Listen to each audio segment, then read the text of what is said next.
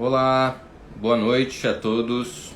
Hoje falaremos sobre toque de orientação sexual. Eu, Eduardo Perim, e Renato Vidal, nosso convidado especial de hoje, né? Vamos dar um tempinho para as pessoas entrarem, né? E aí a gente já começa.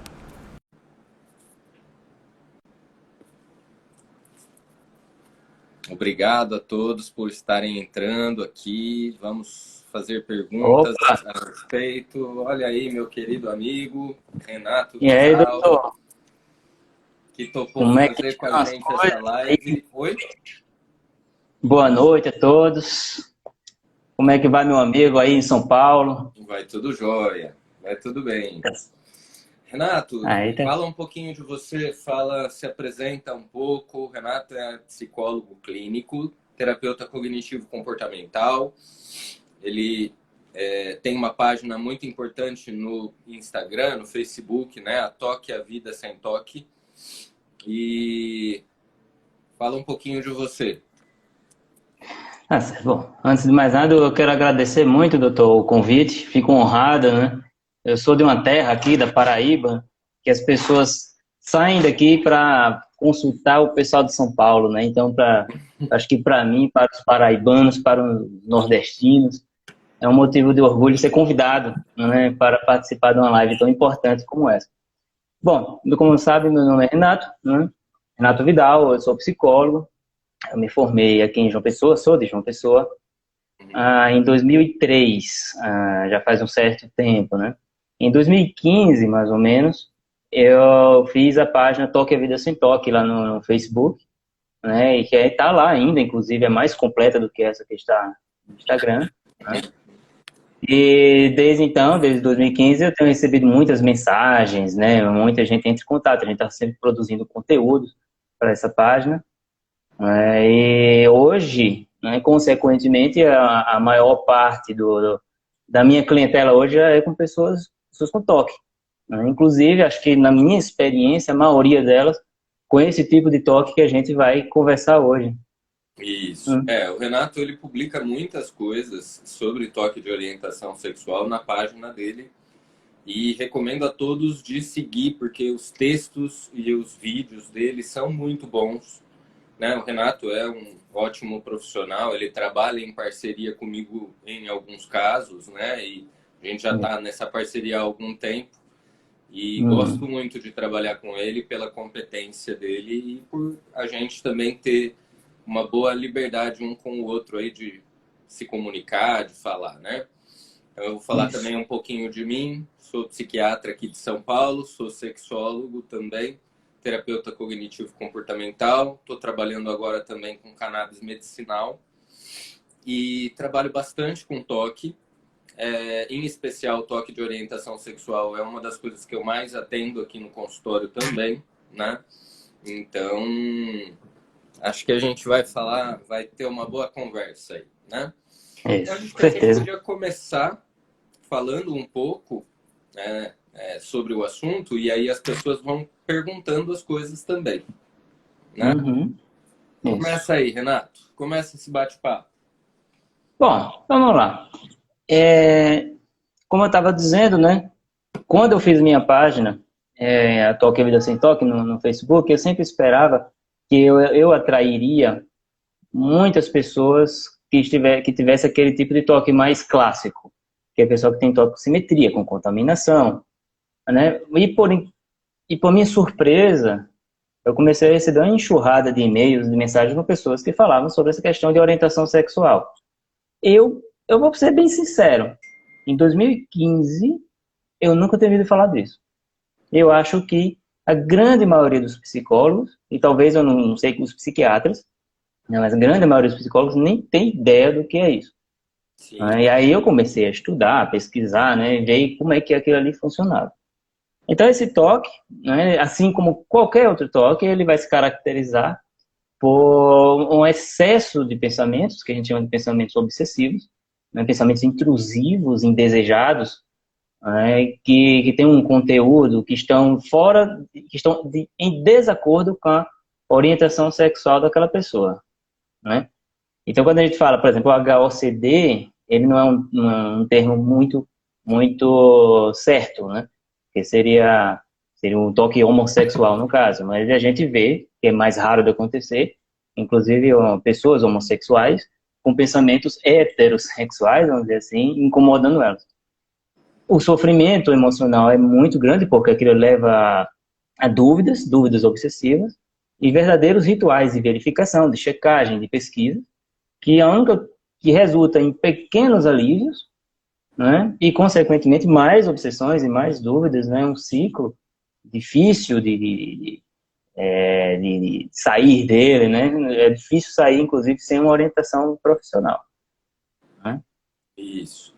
E assim, o toque é uma doença que pode ser bastante grave, né? E que requer tratamento, porque a tendência é haver uma piora. Isso que o Renato estava começando a falar, né? Do despreparo das pessoas, né? Dos profissionais, psiquiatra, psicólogo, né? Todos os profissionais mesmo da área da saúde mental, né?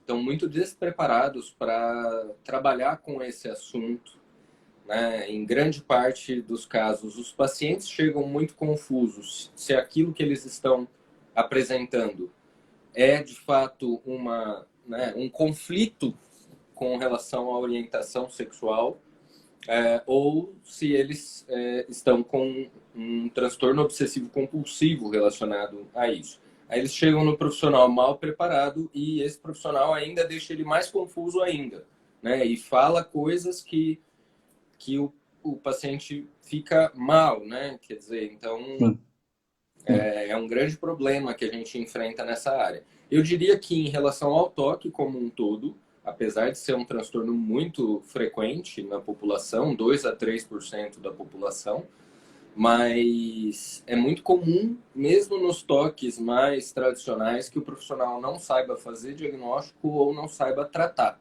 né? Então, agora, no toque de orientação sexual, acho que isso é pior, né? Não, porque aí a gente vê também aquela questão, e tem muitas variáveis aí, né? A gente vê, por exemplo,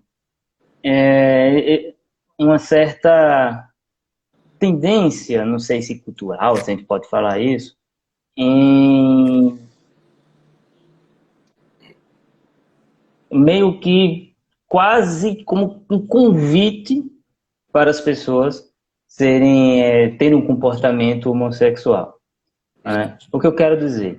A gente vê hoje um protagonismo, né, em séries, em filmes, de pessoas homossexuais, e a gente vê essas cenas, a gente vê coisas que a gente não via há 20 anos, há 30 anos.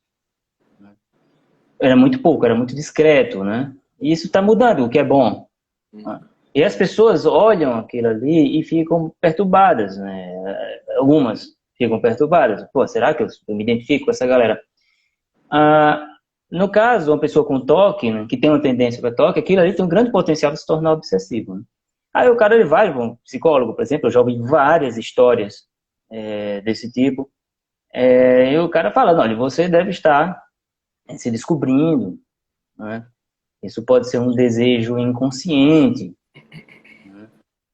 E algumas orientações como, por exemplo, não sei se você já ouviu, né? Algumas pessoas já me relataram isso, como, por exemplo, experimente. Né? Mas as pessoas, elas não querem experimentar, elas estão aterrorizadas. E algumas chegam a experimentar. Né? E muitas vezes experimentam, não gostam, não se identificam, Mas sentem aquele alívio. ficam muito É, confusas, né? é. Então elas ficam aquele alívio, só que ali tem um poder de ritual, né? E aí o que acontece? A pessoa pega, em pouco tempo já está confusa de novo. Será que eu experimentei e não gostei? Será que não era a pessoa certa? Será que é porque eu não estava apaixonado? Será que era porque... Será, né? E é muito E aí a gente vê. importante perceber o seguinte, né? Então, a primeira coisa que dessa live, que eu acho que é o mais importante, a gente estava falando um pouquinho, eu e o Renato, antes de entrarmos, né? Que a coisa mais importante é homossexualidade não é doença, não é algo que requer tratamento, né? Homossexualidade é uma variação da sexualidade que é absolutamente normal, né?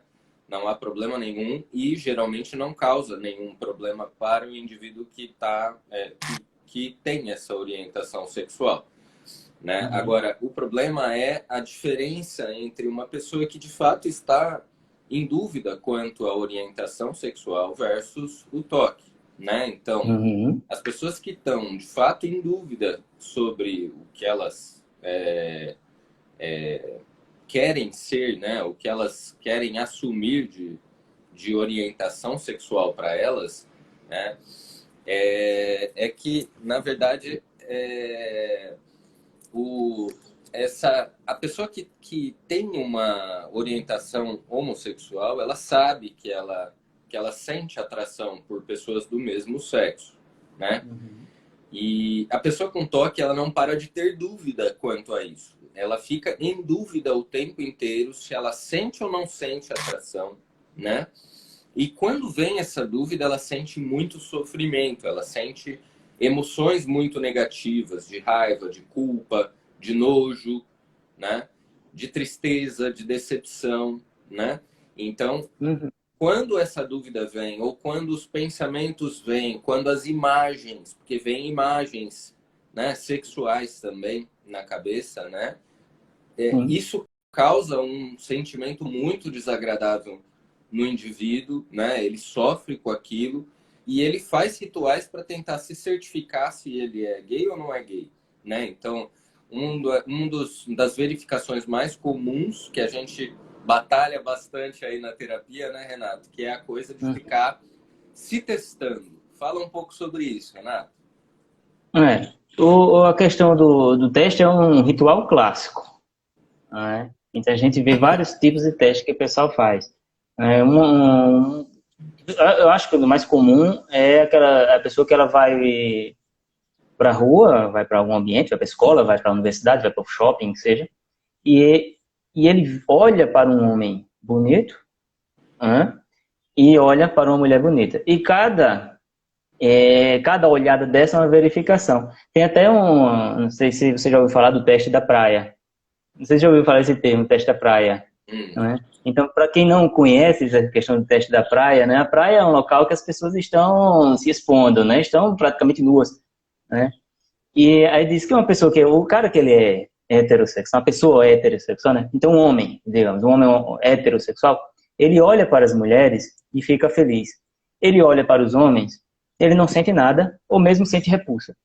Né? A pessoa que é homossexual, um homem homossexual, ele olha para as mulheres e não sente nada, ou sente repulsa. E olha para os homens e se sente bem. O cara que tem esse tipo de toque, né? Ele olha para o homem, ele olha para a mulher e depois olha para si mesmo. Olha para o homem, para a mulher e para si mesmo, o tempo todo. E fica nesse ciclo. É uma forma de teste, de verificação. Né? Então ele mal vê aquela criatura, aquele homem que está ali ou aquela mulher que está ali. Ele fica olhando para si mesmo, para si mesmo, para si mesmo. O que é que eu estou sentindo? O que é que eu estou pensando? Ah, meu Deus, eu senti tal coisa. O que isso quer dizer? Né? E mais dúvidas e mais dúvidas. Isso é uma coisa extremamente sofrida para eles. Né? O teste também tem. Há quem faça testes com pornografia. É uma coisa que é bem comum, né? É muito comum. Então eu pego a pornografia hétero, vamos dizer assim. A pornografia hétero, aí eu vejo como é que eu reajo, né? Verifico, eu fiquei excitado, legal, e esse legal provoca alívio, ritual. Aí eu boto uma pornografia homossexual, homoerótica, pronto, aí eu sinto repulsa, sinto nojo ao ver aquilo ali, isso traz alívio, beleza, descobri tudo, pronto, eu não sou gay mesmo, tá. Aí depois volto, mas deixa eu ver de novo, Aí e fica fazendo isso, vai passando os dias e fazendo isso, até que um dia ele se habitua, aí ele olha a pornografia heterossexual, ele não sente nada, porque já está habituado, né? Aí ele bota uma homoerótica, a ansiedade sobe, e ele começa a confundir esses sintomas de ansiedade com excitação, aí pronto. Né? Então é um ritual, uma verificação também que já não vale nada, só está trazendo mais dúvidas, né? O Renato, uma coisa importante também, né? Assim, eu acho que só tem um detalhe que eu queria salientar, que eu acho que é super importante de tudo isso, né? Assim, Como heterossexual, as pessoas olham para uma pessoa do sexo oposto, né? Elas podem sentir, como o Renato falou, uma repulsa, elas podem sentir indiferença, mas elas também podem sentir o que a gente chamaria de uma atração, mas é uma atração pela beleza da pessoa ou pela roupa que ela está vestida, pela presença daquela pessoa, né? E a pessoa começa a achar, o paciente começa a achar que aquilo é sinal de que ela está sentindo uma atração sexual por aquela pessoa também, né? Então existem dois tipos de atração, né? Uma atração mais geral, que a gente vê uma pessoa bonita ou, né? E sente que ela é bonita, ponto, né? Sente que ela tem algo ali que é bacana, né? E versus uma atração sexual real, que eu tenho vontade de ter um encontro sexual com essa pessoa. São duas coisas completamente diferentes. Eu posso ver pessoas bonitas na rua e não ter nenhum interesse sexual, não é? Claro. Claro, não. Uma coisa que eu sempre digo aos pacientes é: nós somos capazes de reconhecer o que é belo e o que é feio, né? Então, eu posso muito bem achar, eu me identifico como hétero, eu posso achar um homem muito bonito. Assim, ao mesmo tempo que eu posso achar uma mulher muito feia, né? Eu também posso achar uma flor muito bonita, ou um carro muito bonito, ou um cavalo muito bonito, um cachorro muito bonito. Isso não quer dizer que eu quero ter atração sexual por carros, ou cachorros, ou cavalos. Né? Então, nós podemos reconhecer, temos essa capacidade de reconhecer o que é belo. Né? E existem homens muito bonitos, mulheres muito bonitas. Né? Todos nós temos essa capacidade. Também é muito importante dizer que qualquer cena sexual, né, que a gente vê, isso pode causar algum grau de excitação, mesmo que aquela cena sexual não seja exatamente aquilo que eu gosto, aquilo que eu quero, né? Então, eu até falo para os pacientes, às vezes, assim, eu posso presenciar dois cavalos tendo uma relação sexual e só por aquilo ter um componente sexual, eu posso me sentir um pouco interessado naquilo, posso eventualmente até ter uma ereção, sem que isso signifique que eu tenho tesão em cavalo, né? É uma cena sexual, né? Que atrai. Sexo excita. Traz essa, sexo. Exatamente, né? Então, por exemplo, quando um indivíduo vê uma pornografia do mesmo sexo e sente alguma coisa, tem eventualmente uma ereção, isso não significa que esse indivíduo quer estar naquela cena sexual com aquela pessoa que está lá, né? E, né? Ela se excitou porque é uma cena sexual, né? Assim. Isso. É interessante falar sobre isso. Tem uma coisa que eu sempre diferencio, é exatamente a questão do que é excitação e do que é desejo. Né? Então, a excitação é uma coisa muito orgânica. E se eu ver cenas sexuais, eu posso sentir uma excitação, mas essa excitação, no fim, ela acaba esbarrando no meu desejo.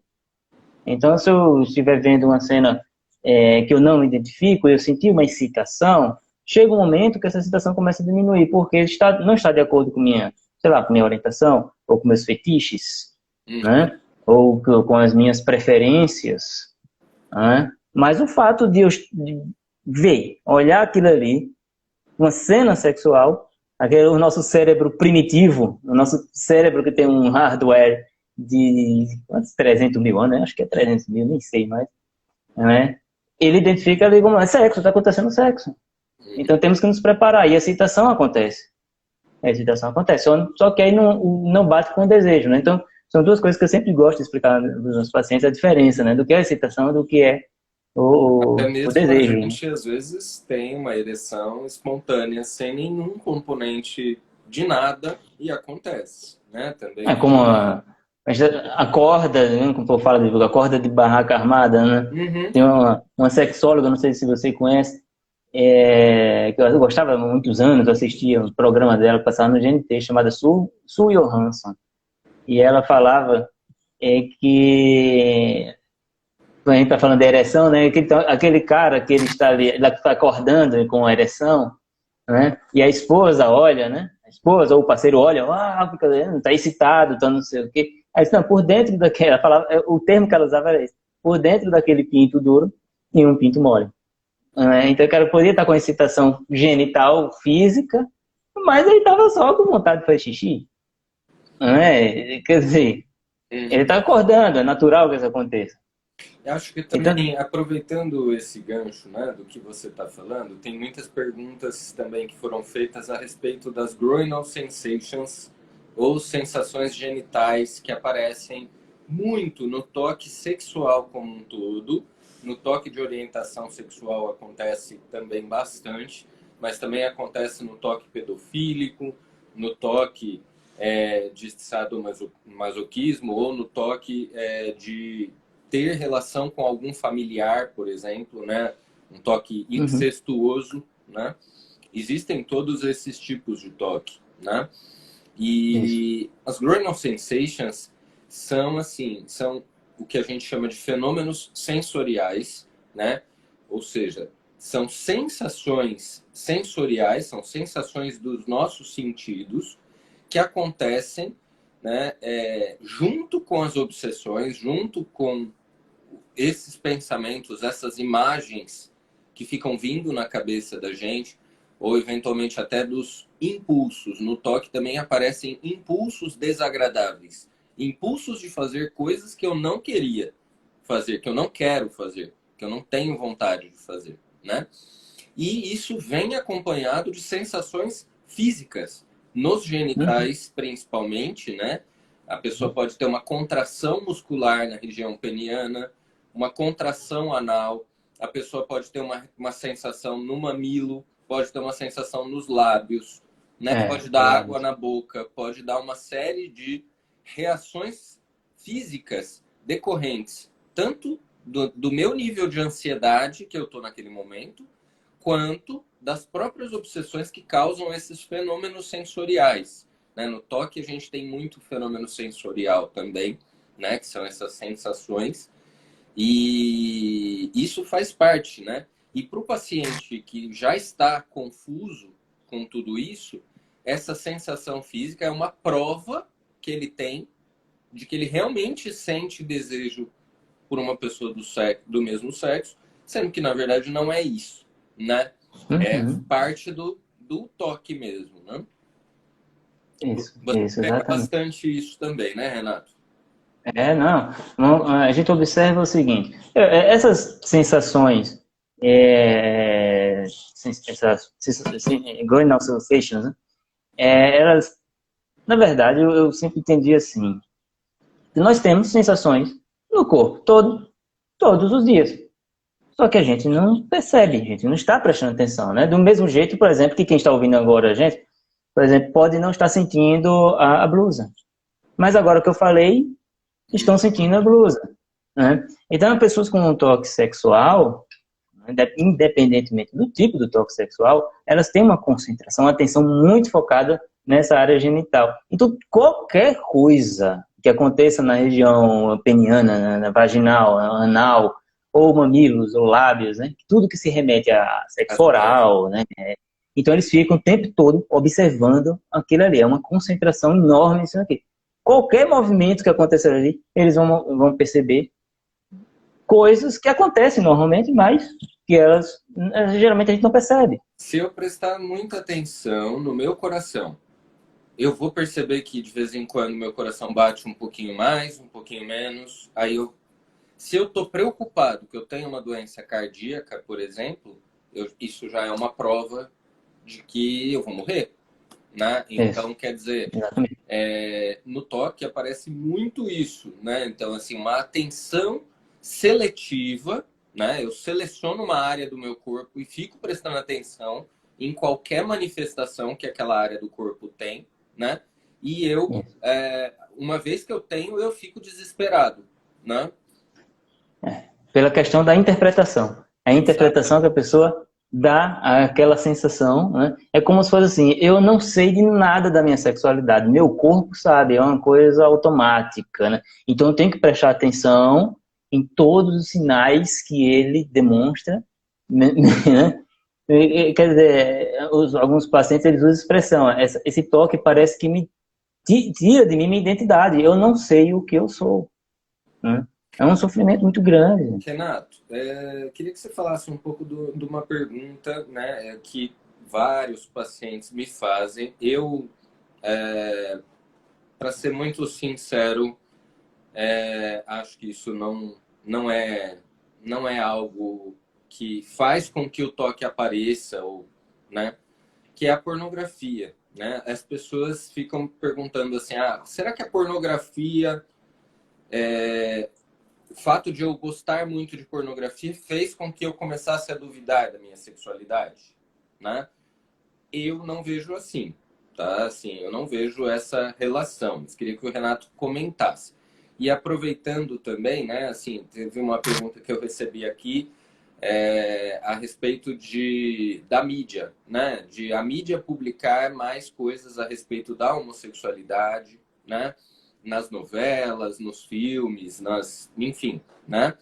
E se isso poderia ser, essa maior exposição da homossexualidade poderia ser um fator também, né, de causa deste tipo de toque. E eu já vou adiantar assim, gente, ainda bem que hoje se fala com naturalidade e com tranquilidade sobre homossexualidade. Nós temos que comemorar o mundo que nós temos hoje e ainda tem muita coisa para melhorar, né? Não é isso que faz com que uma pessoa tenha dúvida a respeito da sexualidade dela. É que uma vez que a pessoa está com uma dúvida, uma vez que ela já está com o toque, quando ela se depara com uma cena gay, aquilo mexe com ela, tá? Mas não é a cena gay que causou a dúvida, percebe? Isso, é isso mesmo. É como se fosse assim, eu vejo o toque como se fosse um fungo. Ele é oportunista. Ele só precisa do tema, ele precisa de um espaço, né? Então, a pessoa que já tem uma predisposição, já está a dúvida ali, o pensamento já está ali, só precisa de um tema. Então, a pessoa se expõe muito, né, ver essa questão homossexual, numa pessoa que não tem toque, faz, nossa, né? Será que eu seria gay? Não. Mas numa pessoa que tem toque, né? Isso aí chega e fica, esgruda, porque pode se tornar obsessivo. Isso é causa? Não, não, de jeito nenhum. Sobre a pornografia, eu vejo que muitas pessoas com HOCD, que chamam de HOCD, né? Ou toque orientação sexual, muitos deles são viciados em pornografia. Não todos, lógico. Muitos pacientes que eu atendi, não gosto, não assisto pornografia, mas muitos eu vi que sim. Eu sei que o excesso de pornografia, ele vai trazer uma série de problemas, né? Então tem gente que assiste pornografia há muitos anos, várias vezes por dia, né? E isso não é uma coisa saudável. Eu vejo a pornografia como se fosse sei lá, o uísque, né? Você tomar uma dose de uísque no fim de semana não vai ter problema nenhum. Agora, se você tomar 5 doses, 6 doses de uísque por dia durante 10 anos, isso vai trazer grandes problemas para você, né? Uma coisa que eu observo da pornografia é que as pessoas que consomem muita pornografia, eles têm um pensamento extremamente sexualizado. Então, é aquele cara que ele quer paquerar uma mulher, né? Mas ele não consegue ver o coração daquela mulher. Ele não consegue ver a personalidade, ele está vendo a genitália dela. Ele está pensando em fazer sexo, né? Então, eu acho assim, o que pode ter em relação com a pornografia, eu não consigo também ver a pornografia como causa, né? Mas a pornografia ela pode estar ali influenciando o excesso de pornografia. Não só essa questão do toque, mas a pessoa vai ter problemas sexuais. Homens podem ter disfunção erétil, perda de libido, as mulheres podem ter dispareunia, né? Depois, excesso de pornografia. Tudo que é demais é veneno, né? Mas ver O como excesso causa é de mais difícil. pornografia, na minha visão, na verdade, ele piora o toque. Essa é a É, minha visão, né? Então, quando a pessoa tem um toque, né, e ela fica se testando o velho teste, né, da pornografia. Então, se eu olho uma pornografia gay, meu Deus, e se eu sentir alguma coisa? Se eu olho uma pornografia hétero, eu tenho que sentir alguma coisa. Quer dizer, em é, ambas as ocasiões, né, eu acabo ficando numa situação muito ruim, porque gera mais confusão, né? Agora, não que o excesso de pornografia causaria o toque, né? Assim, é isso que o Renato está falando, é um fator a mais, né? Assim, para ser Piora, abordado. parece que piora muito. Parece que piora demais. A pessoa vê muita pornografia com um pensamento muito sexualizado, né? É mais elementos para ele estar pensando, né? E, inclusive, há pacientes, não sei, às vezes você deve ter ouvido isso também, que eles sentem melhoras de forma global, não estou falando só de toque, quando eles começam a abandonar a pornografia. Eu estou falando dos viciados. E o que é um viciado? É aquele cara que depende da pornografia, né? A pornografia está ali mais para alívio do que para prazer, né? É o excesso, então tem um sério de problemas. E perguntaram também aqui, né, se já aconteceu de a gente fazer diagnóstico de toque gay e depois essa pessoa, a gente perceber que essa pessoa é gay, né? Isso nunca aconteceu comigo, desculpa ser muito Não, comigo também sincero, não. não aconteceu. Assim, toque gay é bem diferente de uma homossexualidade normal. É muito diferente, né? Então, assim, eu já tive situações, por exemplo, em que entrou um paciente com toque gay. Saiu esse paciente e entrou um paciente homossexual que tinha dificuldades de aceitação da própria sexualidade. Gente, são condições completamente diferentes. A gente não fica com dúvida, né? A gente, como profissional que está habituado a lidar com isso, não tem dúvida. Tipo, né? O paciente tem dúvida, né? Não, o cara com o toque gay, ele vai ter dúvidas obsessivas, mas ele não tem um desejo, ele não é não tem as características da homossexualidade. O cara que ele tem dificuldades de aceitação da própria homossexualidade é muito por questões, muitas vezes sociais, né? Ou religiosas, é pecado, ou a família não vai me aceitar, ou eu simplesmente não quero ser porque eu abomino isso aí. Então a gente vê, esse cara ele tem desejo, é muito claro para ele, aquilo, não há dúvida não, mas ele não quer, ele rejeita. Então ele precisa fazer uma psicoterapia, né? Para trabalhar essas questões. Uhum. Trabalhar essas questões. E nesse caso, o problema não é ele ser homossexual. O problema Exatamente, é não aceitar a própria homossexualidade. Neste caso, né? No caso do toque, o problema é que existe uma doença chamada toque que está gerando toda essa confusão, né? Então é diferente. Agora, a questão principal eu acho, né? Assim, a pessoa as pessoas com toque gay também têm uma concepção assim: eu me tornei de um dia para o outro gay, né? Assim, aconteceu uma situação em que eu não tive ereção quando eu fui transar com a minha namorada. Pronto. Então eu sou gay. Tipo, Então sou gay. né? Que conclusão é essa, gente? Né? Assim, tipo, se você não conseguiu transar com sua namorada, aconteceu algum problema ali na relação sexual de vocês. Mas isso não significa que você não gosta de mulher ou que você é gay ou, né? São conclusões muito, né, extremadas, né? Sai de um extremo para o outro, né? Assim, É o que a gente chama de pula as conclusões, né? Pula as conclusões.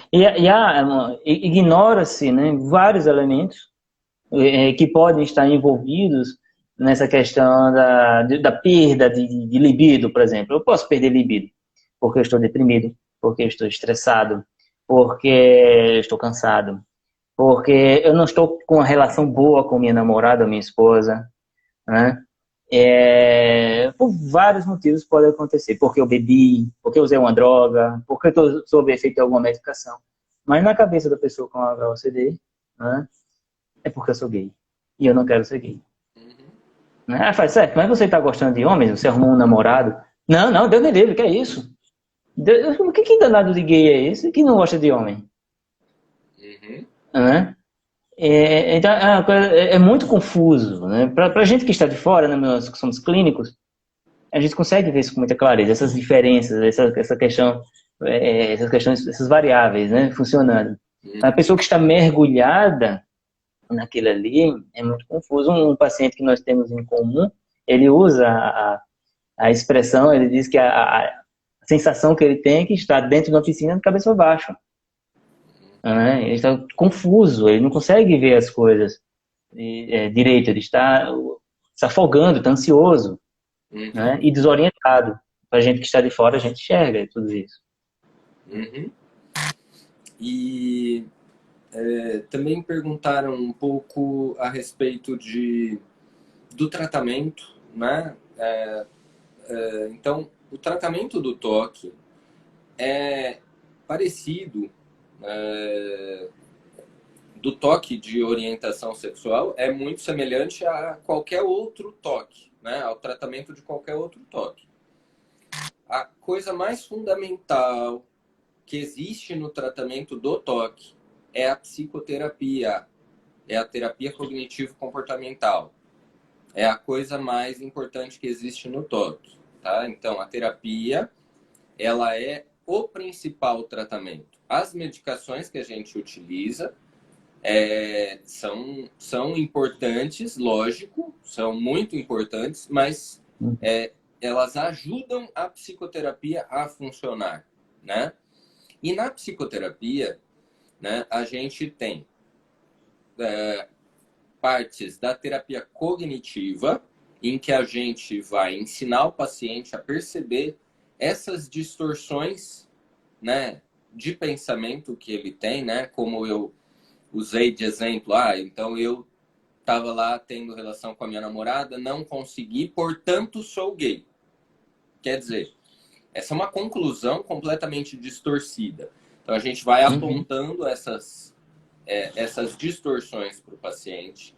Aos poucos, dentro do limite de cada paciente, a gente vai expondo ele a situações que ele se sente desconfortável, mas dentro de certos limites, para que a gente vá progredindo, né, esse grau de dificuldade, e o paciente comece a perceber melhor que, ao se deparar com uma cena homossexual, por exemplo, ele não precisa ter esse desespero todo. Nada está acontecendo com ele, né? Uma outra técnica que eu gosto muito de utilizar é o mindfulness, né? O mindfulness é um tipo de meditação que veio do budismo e que veio na década de 60 nos Estados Unidos, incorporada passou a ser incorporada como terapia mesmo, né? E vem sendo cada vez mais estudado, né? Então, o mindfulness, ele utiliza, né, o aqui e agora, a pessoa prestar atenção em uma só coisa de cada vez, no aqui e agora, né? Quando ela se pega pensando e se prendendo ao pensamento, né, ela para e volta para o que ela já estava fazendo, né? E, lógico, isso que eu estou falando aqui é só uma faísca aí do mindfulness, né? Mas ele é muito poderoso. Eu tenho utilizado na terapia com os pacientes com bastante sucesso, gosto bastante das técnicas de mindfulness, né? E queria que o Renato também falasse um pouquinho aí o que ele gosta de utilizar e tal.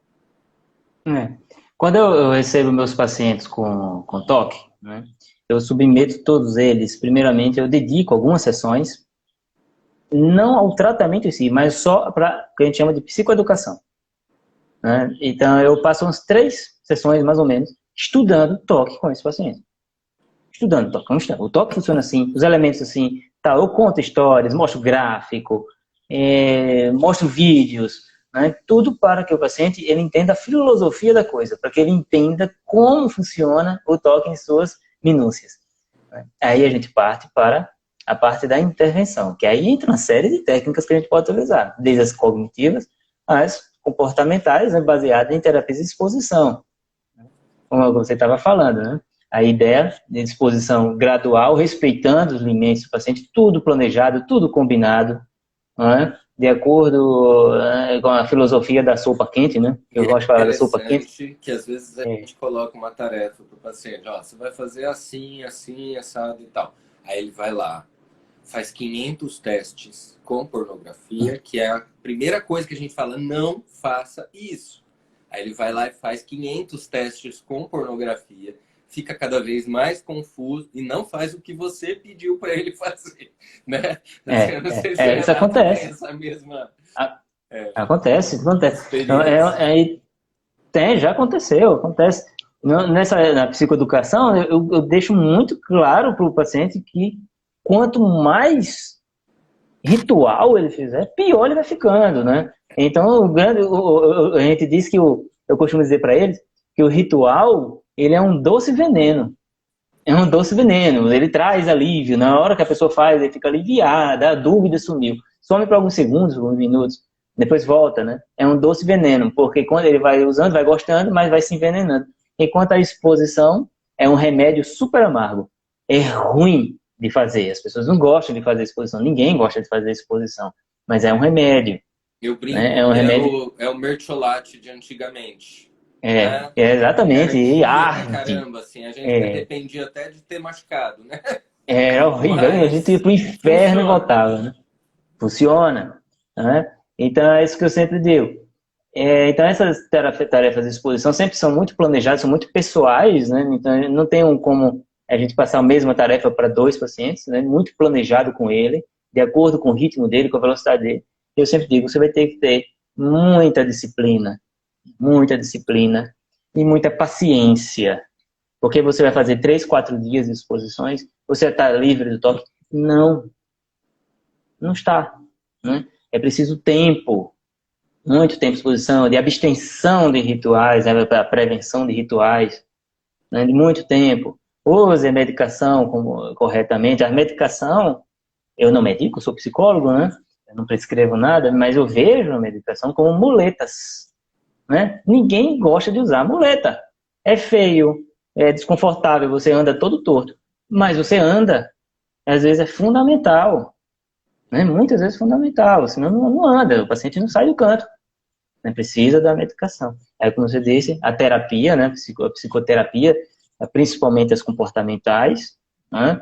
Elas são fundamentais nesse processo, para que a pessoa aprenda a identificar, a entender o toque e a manejá-lo, entendendo sempre que o cérebro daquela criatura sempre será um cérebro com uma certa tendência para criar obsessões. Assim como tem pessoas que têm tendência para ter miopia, ou para ter diabetes, ou para ter calvície, ou para ter obesidade, as pessoas têm que se cuidar. Né? Então, a questão da superação do toque está muito aí, nesse manejo. A pessoa pode superar sim. Né? A taxa de sucesso é bem alta. Né? Uhum. Sim. Estão me perguntando aqui bastante sobre experiências de troca-troca, brincadeiras infantis na infância e adolescência e como isso tem a ver com o toque, né? Bom, não tem nada a ver com o toque, tá? Assim, absolutamente nada a ver. E as experiências de brincadeiras sexuais, de troca-troca na infância e na adolescência são absolutamente comuns e frequentes na população geral. Quero salientar a vocês o seguinte: na população geral, a maioria das pessoas é heterossexual, certo? A maioria das pessoas que faz brincadeiras sexuais na infância são heterossexuais, tá? Então, ter tido alguma relaçãozinha, alguma brincadeirinha sexual, homossexual, na infância, na adolescência, na idade adulto-jovem, é muito mais uma experimentação, é muito mais uma necessidade de experimentar o sexo em si, independente de ser com uma pessoa do mesmo sexo ou não, né? A criança e o adolescente, quando está se descobrindo sexualmente, né, ele tem vontade de colocar aquilo em prática de alguma maneira, né? Agora, a pessoa às vezes está lá na vida adulta, viveu a vida como heterossexual, aí acontece uma situação específica em que alguém fala alguma coisa para ela ou que ela, por alguma razão, ela lembra dessa experiência que ela teve no passado e fala, pronto, eu sou gay. E, de novo, isso é uma distorção cognitiva. Isso é uma distorção de pensamento. Porque o que você fez lá na tua infância era uma experimentação de alguém que estava começando a entender o que é sexo. E não significa nada em relação à orientação sexual dessa pessoa na vida adulta. Tá? Outra coisa que eu queria falar também, que eu acho que é importante, é o papel dos anabolizantes. As pessoas que vão para academia, que usam anabolizantes. Eu vejo uma relação muito próxima entre o uso de anabolizantes e o início do toque gay. Tá? Então, como é isso? Assim, a pessoa usa anabolizantes e muitas vezes ela tem um prejuízo de libido decorrente do uso do anabolizante, ou quando ela termina o ciclo de anabolizante, ela tira o anabolizante e fica sem libido. A partir do momento que ela fica sem libido e ela vai tentar ter alguma coisa com, né, alguém do sexo oposto e não consegue, pronto, ela conclui que ela é gay, né? E eu peguei, é muito interessante essa relação, porque eu já peguei diversos pacientes que fizeram uso de anabolizante e aí, a partir daí, começou o toque gay. Como é que você vê isso, Renato? Eu realmente nunca tinha atentado para isso, eu nunca tinha feito essa relação. Eu acho que eu não tive ainda essa experiência de ter esses pacientes que fizeram uso de anabolizante, né? Mas é uma boa informação, aprendi, não é? Aprendi. Eu desconfiar, né? Ver aquele cara que tem esse tipo de toque, é aquele cara marombeiro, eu vou logo perguntar agora. Eu vou logo perguntar, é uma informação nova para mim. Mas, enfim, faz sentido, lógico, tirou a libido, a pessoa pode concluir de forma equivocada. Exatamente. As pessoas com toque, elas têm a mania de ser muito radicais nas conclusões delas, né? Então, a partir de um ponto, eu tiro uma conclusão completamente, né, assim, grande e às vezes por uma coisa tão que não tem importância nenhuma, né? Isso, exatamente. Queria falar também um pouquinho para vocês do tratamento medicamentoso. Eu vou falar rapidamente, porque a intenção hoje é a gente falar mais da terapia, né? Mas eu vou falar um pouquinho da medicação. Então, o tratamento do toque é feito com antidepressivo, em primeiro lugar, é a primeira linha de tratamento, né? E aí, se a pessoa não responde aos antidepressivos, a gente começa a associar outras medicações junto com esse antidepressivo para potencializar a ação dele, né, no tratamento. Mas, a princípio, é o antidepressivo. Em doses altas, não existe tratamento de toque com dose baixa de remédio, gente, infelizmente. Esse é um erro, um dos erros mais comuns que os profissionais de saúde, quando tratam toque, fazem, que é usar uma dose baixa de antidepressivo. Sabe para que serve isso? No toque, para nada. Para nada. No toque não serve para nada. A pessoa tem que usar uma dose alta para ter resposta, tá? É característica da doença e não que o paciente não está respondendo, então a gente está subindo muito, tá? Bom, outra coisa tenho trabalhado também com cannabis medicinal e tenho tido, né, maconha medicinal, e tenho tido respostas brilhantes também no toque com a cannabis medicinal, e isso tem me deixado cada vez mais empolgado no estudo da cannabis, né? Que eu acho que, assim, eu tenho visto alguns resultados com cannabis muito diferentes do que eu vi com qualquer outra medicação, tá? Então, resultados que às vezes são mais rápidos do que as medicações convencionais e mais amplos, mais completos, né? Mas eu vou fazer uma live também falando só sobre cannabis medicinal, então vocês já estão convidados. E que mais? O que mais que vocês gostariam de saber? Eu queria aproveitar também esse espaço, né? Também eu acho que seria importante a gente comentar sobre que essa questão do tratamento do toque e de orientação sexual não tem nada a ver com o que chamam de cura gay. Nada a ver, isso é uma coisa que precisa ficar muito claro, né? A gente já soube até de profissionais que tiveram problemas porque as pessoas acharam que estavam falando de cura gay. Então o cara tem pensamentos gays e vamos curar isso aí porque ele é gay. E não estamos falando de cura Nós gay, temos uma né? colega psicóloga muito importante, muito séria, né? Da Universidade Federal de Minas, que recebeu um comunicado do Conselho Federal de Psicologia, porque ela fez uma live a respeito deste assunto, inclusive uma live comigo, né? E ela recebeu sanções aí do Conselho Federal de Psicologia para se explicar. Por sorte, eu entrei junto no processo dela e a gente está conseguindo, parece que, acalmar o conselho, né? Assim, mas a gente está falando de ciência, gente. A gente não está falando de coisas que a gente acha, de preconceitos, de coisas desse tipo, tá? Isso é importante que fique claro, né? São duas coisas completamente diferentes, não é? E, enfim, pessoas que têm dificuldades, são homossexuais e têm dificuldades em aceitar isso, faça terapia. Não é para curar a homossexualidade, né? Mas para trabalhar suas questões sexuais, seus conflitos, suas dúvidas, né? Trabalhe isso. A homossexualidade faz parte da natureza daquela pessoa. E ela pode não estar aceitando aquilo ali. Assim como poderia ter gente que não aceita ser gordo ou baixinho ou negro, né? Essa pessoa ela merece atenção, né? A pessoa com toque de orientação sexual é uma pessoa que ela é heterossexual. E também temos que falar também do cara que ele é homossexual e tem pensamentos heterossexuais perturbadores, né?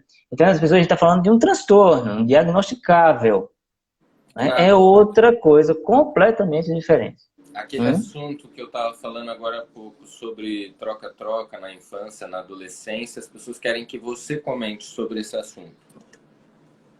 Bom, eu li recentemente um artigo que falava que o número de pessoas que faziam esse tipo de troca-troca, né, essencialmente, majoritariamente, heterossexuais, né? Então a gente vê que realmente não estamos nem falando de pessoas com toque, né?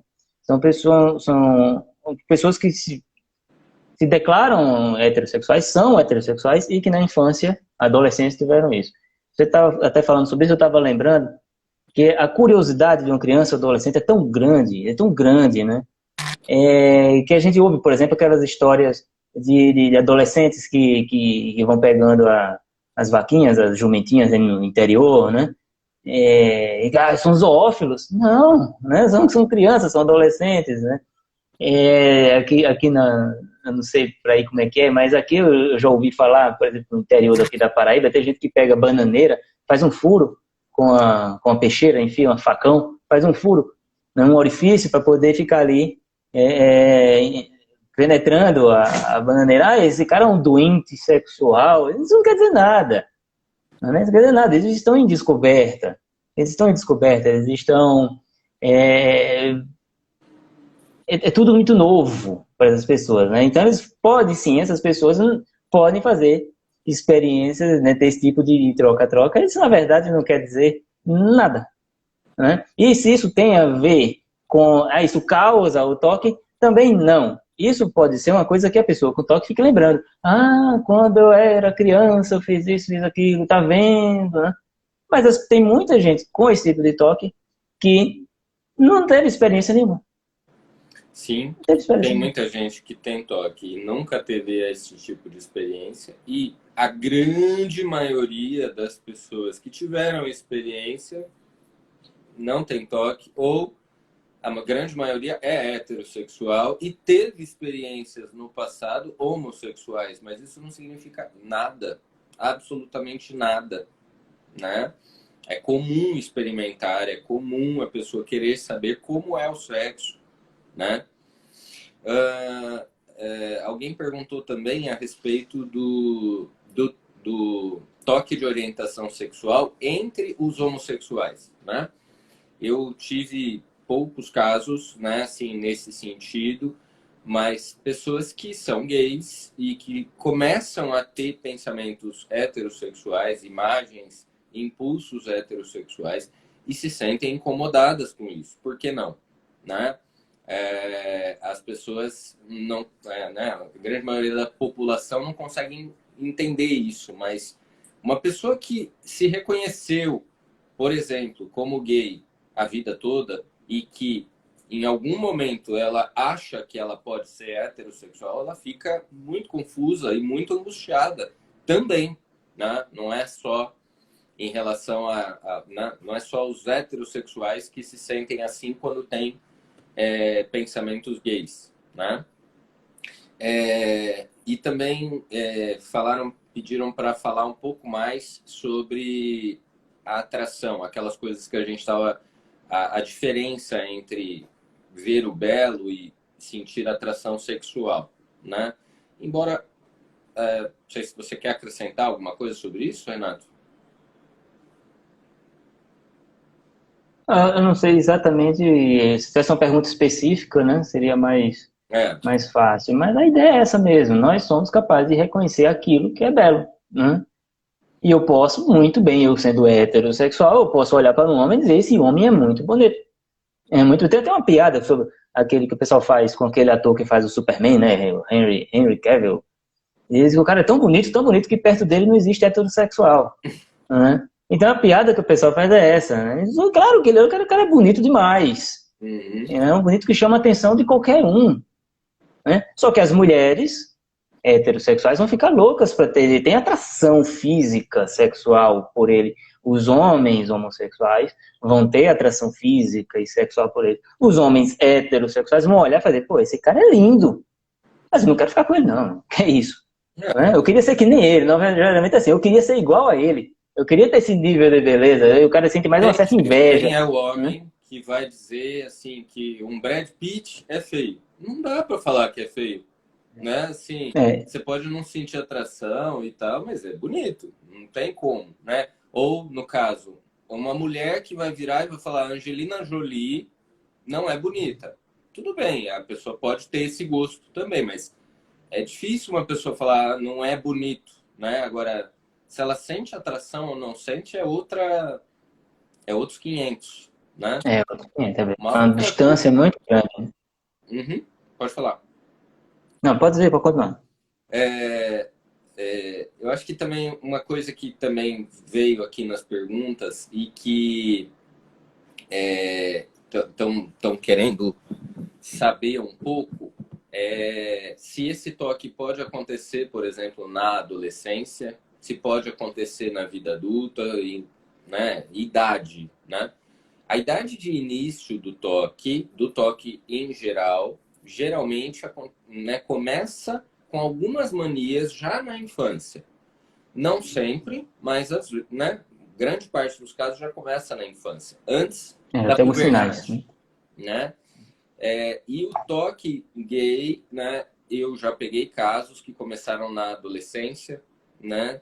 Já tive crianças que tinham pensamentos homossexuais e se sentiam angustiadas também com isso, né? Uhum. Então, quer dizer, não tem idade, né? Assim, eu acho que uma coisa... Eu já vi pessoas que começaram a ter esse tipo de preocupação depois dos 40 anos.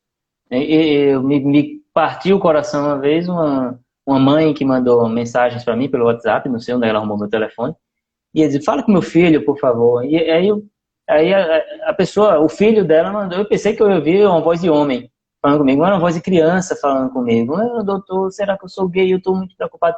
Quer dizer, partiu meu coração, era muito novinho. Depois ele me disse que tinha 11 anos. Você sabe? E essa questão como eu disse, né? Não tem, parece que não há uma grande regra para isso, não. É comum ter vários toques, né? Essa é uma boa pergunta que também me perguntaram aqui, né? Sobre alguns rituais religiosos de rezar quando tem pensamento homossexual, né? No caso. Sim, é muito comum você ter sintomas de vários tipos no toque, né? A gente também vai fazer depois uma live sobre os tipos diferentes de toque, né? Mas, assim, é muito comum que junto com esse toque de orientação sexual tenha outros rituais também. Mas eu já peguei muitos casos que só tinha o toque de orientação sexual sem outro tipo, né? Então, as duas situações podem acontecer. Pode ser só esta, entre aspas, só esta, né? Mas pode ser só este sintoma ou pode ser diversos sintomas ao mesmo tempo. Gente, a gente está chegando ao fim. Alguém quer fazer uma última pergunta aí? Tá acabando o tempo aqui. A nossa live vai cair daqui a pouco, né? Alguém quer fazer mais alguma pergunta ou a gente encerra? Vai haver várias oportunidades para a gente discutir esse assunto novamente, né? Vou chamar o Renato novamente aí para a gente poder falar sobre isso outras vezes. Conta comigo, conta comigo. E ele também vai publicando coisas na página dele aí que são muito interessantes. Eu gostaria que vocês seguissem também, porque é um material informativo muito importante que ele produz. Então, sigam, né? Toque a Vida Sem Toque, a página do Renato, certo? Sim. Gente, então acho que é isso. Renato, se despede do pessoal. Gente, foi uma grande honra para mim. Muito obrigado por todos que compareceram, né? Os foram meus convidados, os seus convidados, né? Que estão aqui assistindo. Eu agradeço muito. Queria anunciar também que em breve eu vou lançar um material só sobre HOCD. Estou concluindo, tentando concluir, né? Vai ser em formato de livro. É um livro escrito para leigos. Né? Quando eu tiver lá na minha página no Facebook, talvez no Instagram também, eu vou começar a divulgar em breve, certo? E eu quero dizer muito obrigado para todos, muito obrigado, doutor, pelo convite, né? Uma boa noite para todo mundo. Bom descanso. Perguntaram aqui, bom, vou responder uma última pergunta aqui. Perguntaram sobre se identificar com sintomas do toque, mas não ter toque. Sim, acontece, né? Principalmente porque vocês que são as pessoas que estão aí, vocês não estão preparados para saber exatamente o que é toque e o que não é. Quem tem que saber isso são os profissionais que não sabem também, né? Mas a gente está tentando, né, ajudar também os profissionais a conseguir identificar melhor esse tipo de situação. Pessoal, muito obrigado pela participação de todos. Nós teremos lives toda semana e é muito bom poder contar com o Renato aí no nosso trabalho também, né? A gente atende pacientes em conjunto e o trabalho dele é excelente. Vocês estão vendo aí, né? Então, é isso. Boa noite a todos. Muito obrigado pela participação e até semana que vem. Tchau, tchau.